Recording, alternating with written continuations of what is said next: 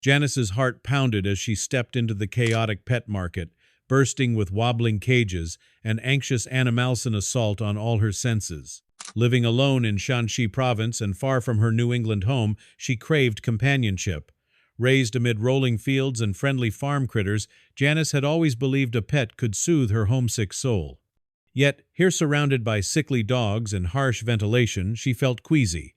Then, through the blur of cages, a pristine white fluff caught her eye. There, nestled among scruffy mutts, was a litter of gleaming white puppies. Their serene innocence lit up her heart. Flicking through her phone, she discovered breeds, her finger finally landing on Japanese Spitz, a rare, cherished breed, but evidently affordable here at just $200. Janice smiled.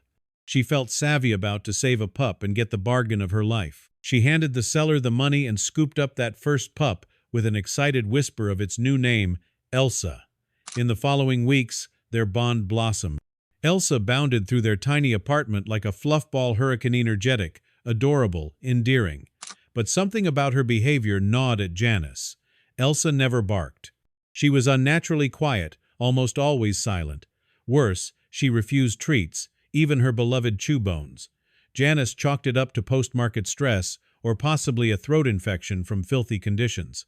Convinced Elsa needed professional care, she marched to the local vet. The reception area smelled of antiseptic and fear. Janice's stomach lurched with dread. Inside the exam room, the vet tech was puzzled.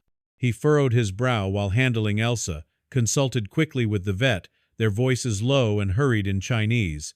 Janice prayed Elsa received a clean bill of health. Surely it was something simple. Then came the blood test sand with them, a shock so intense Janice almost dropped to her knees. The vet stared at the DNA results displayed on his phone. Elsa wasn't a Japanese Spitz. She was not even a dog. She was a fox, a white fox. Elsa was a wild creature, adapted for the leash, the apartment, and human companionship. All her quirks, the silence, the picky eating habits suddenly made bone-chilling sense. Silence swallowed the little room. Janice stared at Elsa, and the reality hit. She had unknowingly raised a wild fox. Her heart ached with shock, but clarity washed over her. There was no way an apartment tiny and urban could meet Elsa's needs. She needed a wild, natural environment with other foxes, freedom to roam, and a life befitting her instincts. The choice, painful as it was, became clear. But where could she send Elsa? Handing her over to a random zoo or pet shop felt heartless. Meanwhile, the local police had to be informed wild animals were illegal to keep, and Elsa's true identity had legal implications. After months of research, vet consultations, and tearful deliberation, Janice placed a call to a wildlife rescue organization renowned for their ethical standards. It should have been straightforward, but from day one, the rescue tangled her in red tape. Despite promises to keep Elsa's name, her history, her identity, and to contact Janice with updates, the staff renamed her Mei Mei, meaning little sister. Bloodied by the change, Janice watched from behind the fence as Mei Mei tumbled through fallen leaves and danced among other foxes in her spacious new home. El Sano, Mei Mei bounded joyfully, her spirit reclaimed. At first, Janice's chest tightened with guilt over leaving her precious fox behind. Days passed and the rescue's updates trickled in, photos of Mei Mei romping, her coat gleaming in the sun. Janice studied every image, searching for a flicker of recognition in Mei Mei's eyes. She wondered, did Mei Mei remember her, her voice? They said wild animals rarely remember or ever integrate back, but in those photos, Janice saw happiness. She said a silent prayer of relief at Mei Mei's freedom.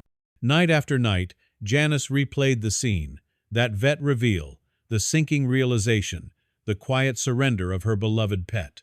At times the pain stung, but she found comfort knowing Mei Mei now lived as she was meant to, wild, free, truly alive.